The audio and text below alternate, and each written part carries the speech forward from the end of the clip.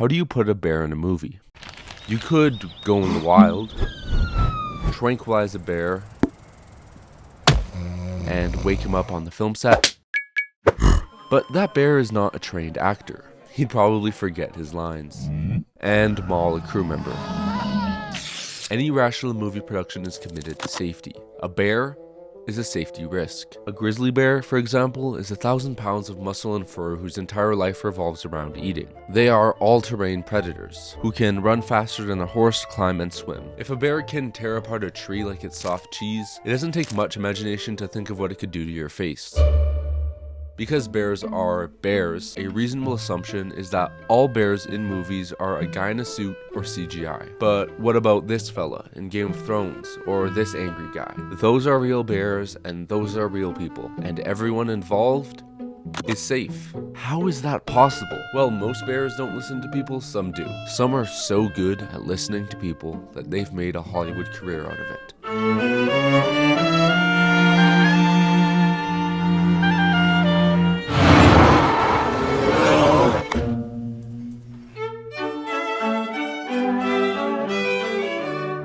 Throughout film history, bear actors have given us surprisingly nuanced performances. Some of the all-time greatest include Honeybump, Little Bart, Tank, Betty, Doc, and Grizz. But out of all the bear actors, the most famous and accomplished is undoubtedly Bart.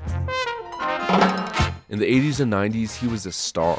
He was bigger than any human actor, by at least 3 feet and 1,200 pounds. In his prime, he was 9'7" and 1,500 pounds, on the larger side for a Kodiak bear. In 1997, he was the highest paid animal actor. His career spans more than 30 movie and TV roles. Bart tried to eat Anthony Hopkins and Alec Baldwin in The Edge, and Ethan Hawke in White Fang. He even almost got shot by Brad Pitt in Legends of the Fall before getting his revenge at the end. Bart was mostly typecast as a villain, a mean giant that Hollywood's biggest stars had to defeat. But he did have one role that fully showcased his range and charisma, reaching a height of bear acting that has never been outdone. His magnum opus was The Bear. Released in 1988, the story takes place in 1885. The film follows a big bashful Kodiak, played by Bart, who accepts an orphan cub as his own son while being chased by bear pelt hunters. The film was shot in the Italian and Austrian woods, and 80% of it is from the perspective of the bears, meaning bears acted out an entire feature film. The Bear is Bart's third movie, and is most complicated. Over the course of 3 years, Bart learned several new behaviors for the film, but he didn't learn them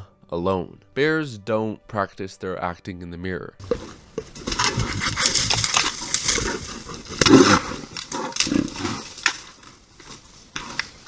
They have human acting coaches, better known as trainers. Bart's Hollywood success should be co-credited to his best friend and trainer. Hello, my name is Lynne Seus, and this is my lifelong friend and companion.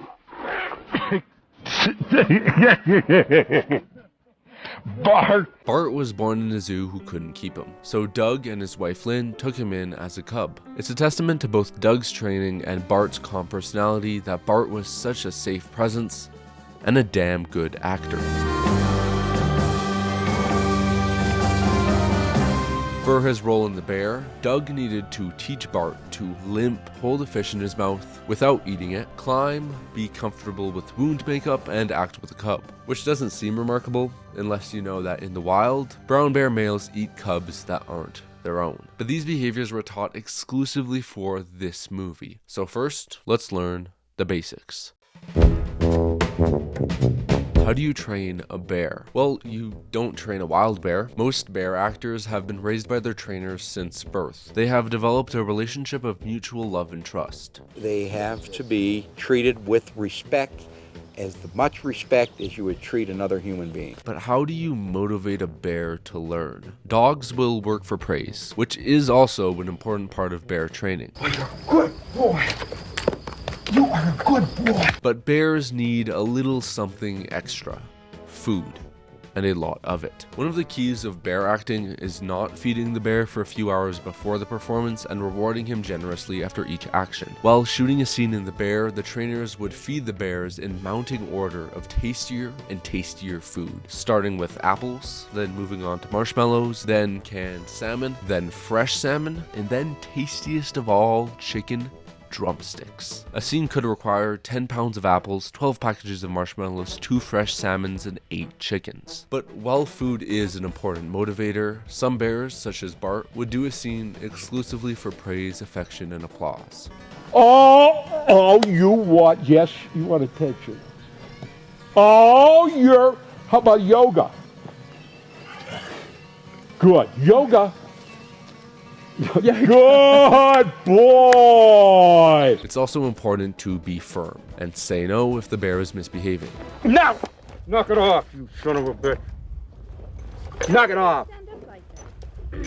All right. It's like a child. They have perimeters. The bears have to mind their manners, not take advantage of situations. The grizzly being as intelligent as an ape, one must be in control. In film, you always, or live performance, you try to hide the fact that you might have to discipline. I don't have any bones about that anymore. That's a wild animal. While most dogs know sit, down, and come, there's also a basic set of tricks for bear actors, which includes sit, down, and come, but also stand, head shake, high five, swipe, mark, and roar. What's interesting about roar is that the bears aren't actually roaring. That would be bad. You don't want the bear actor genuinely expressing aggressive behavior. Bear actors are trained not to make noise, so they're just opening their mouths. Come on, do a big wide, show not scary. Big boy, come on, good. Wider. Oh, again, not aggression in the real bear world at all, just a trained behavior for food reward. The roar sound effect is then edited in. Smile. Big, big, big, big.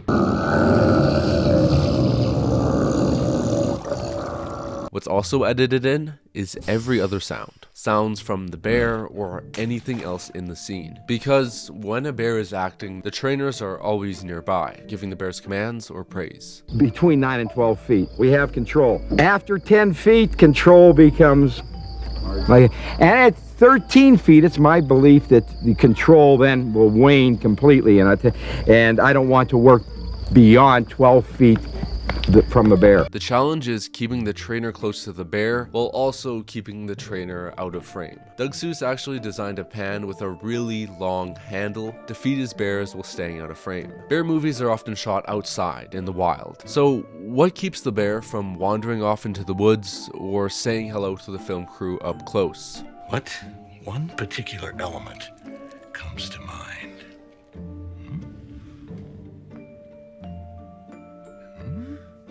Wire.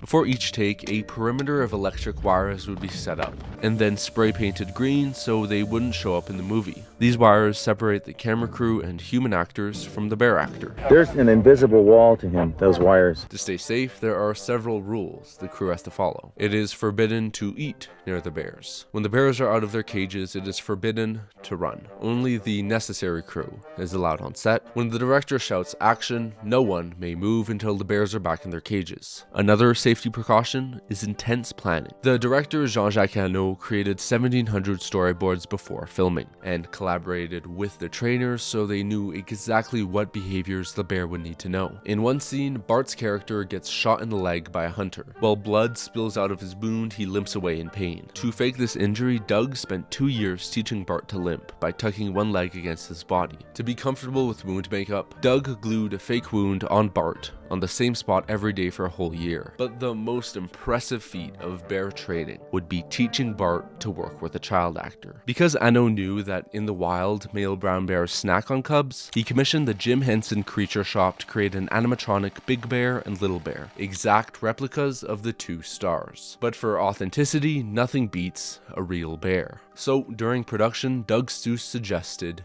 the impossible, directly challenging this cannibalistic predisposition by training Bart to perform next to a cub. While Doug trained Bart, Bonnie and several other cubs were trained by one of Doug and Lynne's human sons, Clint Younggreen. Good boy, Ben. Come. Good boy. Point. Point. Beep, beep. This is a bicycle horn to call the little cub to a piece of food. Clint also taught the cubs to stand up, look to their left and right, sit down, and lie down. To acclimate Bart to the cub, Doug started by sprinkling a teddy bear with the cub's piss, then teaching Bart to lift it gently, then hug and kiss it. After Bart was comfortable with the toy, he was introduced to Bonnie. Bart was taught to move at a minimum when the cub was close. With Doug giving Bart commands and Clint giving Bonnie the same commands, they could crawl or stand up in perfect synchronization. It is the first time in history a large male bear was trained alongside an unrelated cub, and the results are movie magic.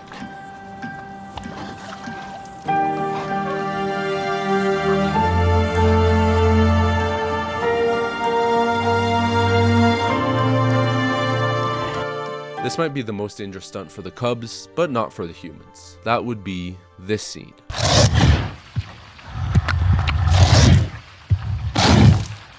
Now, you might think that this shot was achieved by a trick in compositing, or maybe perspective. Nope.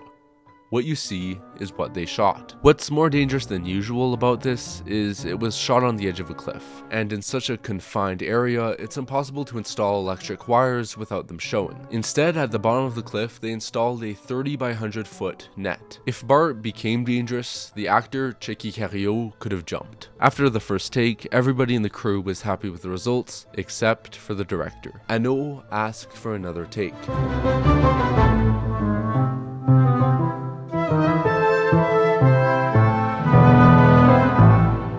On take 6, Hanaud was finally happy. Bart performed exceptionally. The film ended up grossing $100 million worldwide and becoming the highest grossing movie in France for its year. Bart's performance set the standard for bear acting. He was so good that a campaign was started to nominate him for an Oscar. He was unfortunately disqualified because the official Academy rules state that only humans can be nominated. But despite this discrimination, it's still the closest any animal has come to winning an Oscar. And his snub didn't stop him from personally attending the ceremony on stage in 1998. Ladies and gentlemen, the star of 11 motion pictures, Bart the Bear.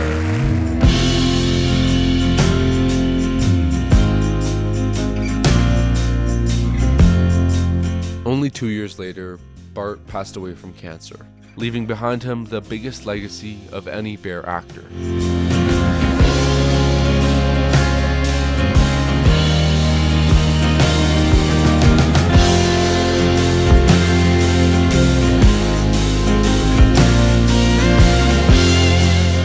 An ambassador for Vital Ground, a foundation that protects key grizzly habitat across North America. Grizzly bears are umbrella species, meaning that if there is a healthy grizzly bear population, it means the other animals and plants in the area are also thriving. I've put a link in the description if you want to donate. But what about a bear fight? Is there a way to safely simulate that with a real bear?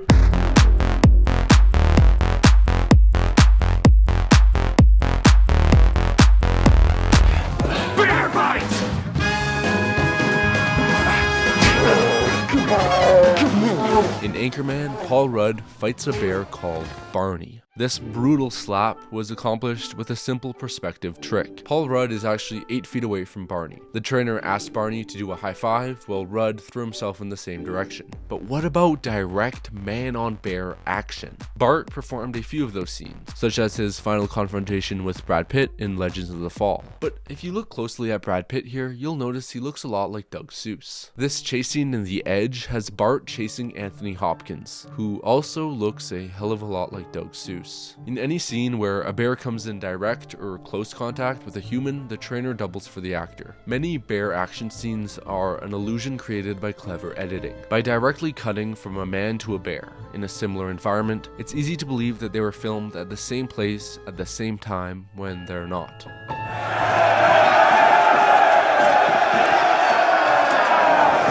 Nice bear! The scene in Game of Thrones features Bart's namesake, Bart the Bear 2, and uses every trick in the book, including shot reverse shot with the humans and bears filmed at different times, hidden cuts such as this whip pan right here, and of course, trainer doubles. Here, here, and here. While actor Nikolai Coster-Waldau was doubled by Doug, Gwendolyn Christie was doubled by head trainer Scott Smitty Smith. There are a few shots that include both Gwendolyn and Bart together. In those cases, they were separated by a wire which was removed with CGI. For a bear fight, you can only go so far with a real bear. The fight choreography is limited in how realistic it can be for obvious safety reasons. Another option is a man in a bear suit. Worst case scenario, you get Hercules in New York, where first-time actor Arnold Schwarzenegger fights and escapes Zoo Bear.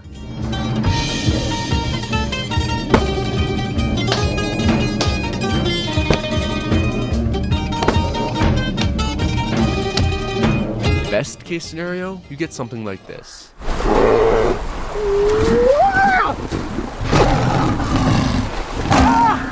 Oh, look, an eagle! Unfortunately, bears can't learn the ollie shuffle. This is a stuntman wearing an animatronic bear suit from Jim Henson's Creature Shop. The anonymous stuntman also played every other bear in this ad. He was composited in multiple times. This is undisputably one of the greatest commercials of all time, but it's completely unrealistic that a grizzly bear knows kung fu. Everybody knows only pandas can master martial arts.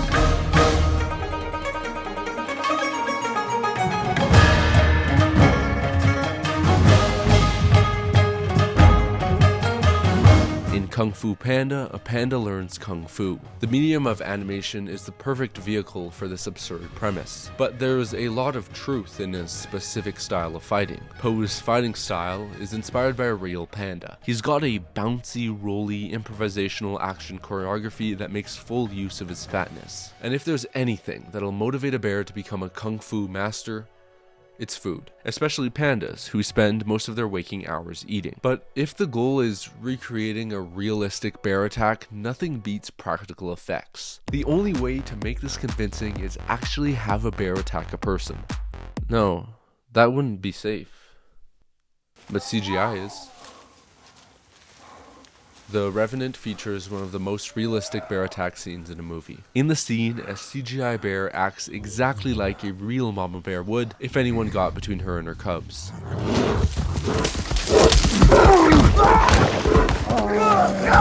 But it wasn't as simple as having Leonardo DiCaprio yell while a guy in a green suit attacked him. It was a guy in a blue suit. His name is Glenn Ennis, and he's a 6'4" stuntman. Along with his double, Tim Sitars, he studied the nuances of an aggressive bear by watching footage of bear attacks and then pretending to be an angry bear. It was incredibly physically demanding. It was hard on the body, on your hands and feet, picking someone up, throwing them around. Leo is also attached to several cables that tug him around in sync with Glenn's movements. We rehearsed for weeks beforehand on just that sequence. Then the visual effects team watched hundreds of videos of bear attacks as a reference for the animation. The bear required several layers of simulation: the skeleton, muscles, fat, skin, and fur. They also added animated moss, mud, and even lens fog that would react to the bear. Now it's time for a PSA. Don't start a fight with a bear. You will lose. But if a bear attacks you, remember the old saying: if it's black, fight back. If it's brown, get down. If it's white, good night. Meaning black bears are generally frightened of people, so making yourself big and loud can scare them away. Brown bears are bigger and more confident, so laying down with your legs spread out and face down is your best bet. And polar bears will kill you.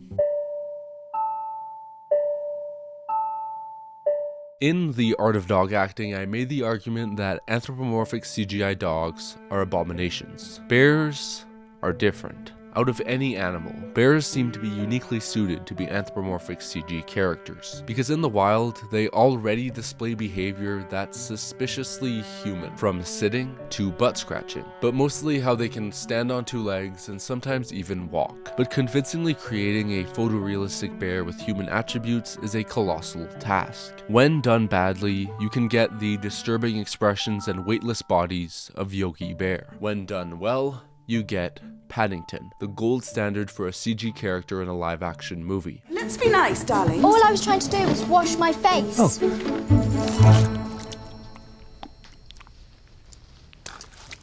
Better?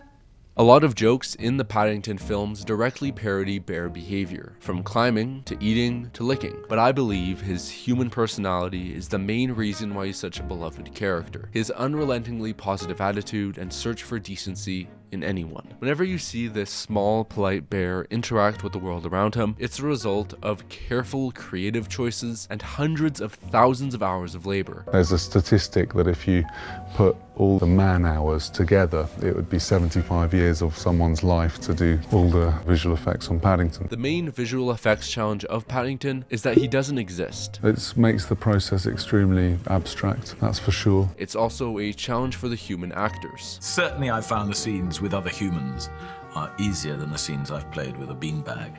To help out the actors and visual effects artists, they use eyeline markers. Or if Paddington is walking in a scene, some remote-controlled light diodes. Or actress Lauren Barrand, who stands in for Paddington as she's the same height as him. But to convincingly add Paddington to a scene, it's crucial that he interacts with the actors and environment around him. I think the things that are most difficult are where Paddington's interacting with objects or people. Those bear gags I mentioned earlier have real interaction with actors. These require more creative Paddington stand-ins. As a stand-in for a wet shaking bear, they would shake a wet mop.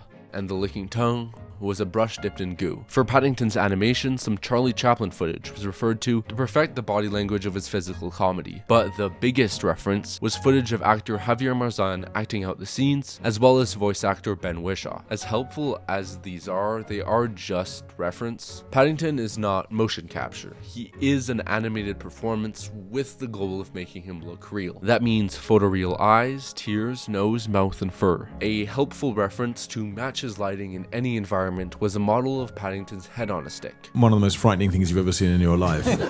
It's like a warning to bears to stay out of the region. You know? To ground Paddington, his acting is full of subtlety, with small expressions and gestures that are well suited to live action. He is animated, but not with acting as broad as a cartoon.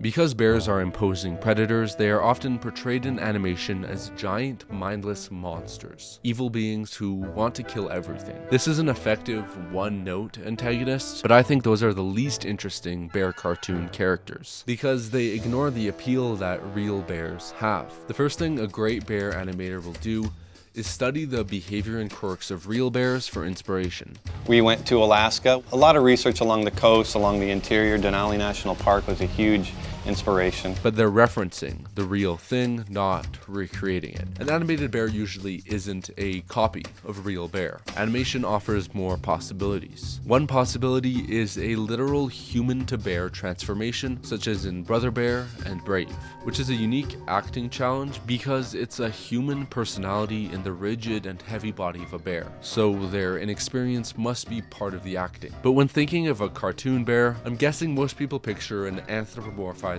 bear, a bear who can talk and emote as broadly as a human. While these bears have a wide range of personalities, one trait they almost all share is an insatiable appetite. A real bear's life is a constant search for calories, and their cartoon counterparts certainly reflect that. Another source of bear gratification is scratching. Now in Jungle Book, we were going to do a sequence of the bear scratching, and so we studied some live action that we had of the bear. We're really loving this and enjoying this sensual pleasure. I think the ultimate animated bear is Baloo. He captures the attitude of a bear while also having a complementary human personality. 3 men created Baloo's performance: voice actor Phil Harris and animators Frank Thomas and Ollie Johnston, who actually created Baloo's personality based off Phil Harris's voice. Yes, it's a dooby-dee-doo. I mean a doobie-doobie, doobie-doobie, doobie-dee-doo. And with... Well, now. Ha-ha. What have we here?